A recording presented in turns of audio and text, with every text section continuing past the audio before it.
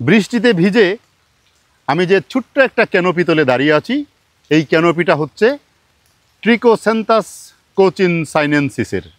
বাংলা এটাকে বলা হয় বন পটল। আমরা যে পটল খাই সেই পটলের আরেকটি ভাই, অযত্নে অবহেলায় জন্মে। এই যে দেখতে পাচ্ছেন, জাস্ট লাইক পটল, তবে এটা পটলের মতো রান্না করে খাওয়া যায় না। এটার শেকড় বিশেষ করে বাতের ব্যথায় এবং চর্মরোগে ব্যবহার করা হয়, অনেক সময় পেটের পীড়ায়ও ব্যবহার করা হয়ে থাকে। এটা বিশেষ করে পতিত জায়গায়, একটু জঙ্গলময় পরিবেশে, একটু সাধারণত অপেক্ষাকৃত কম যেখানে রৌদ্র পড়ে সেই জায়গায় এটা জন্মে।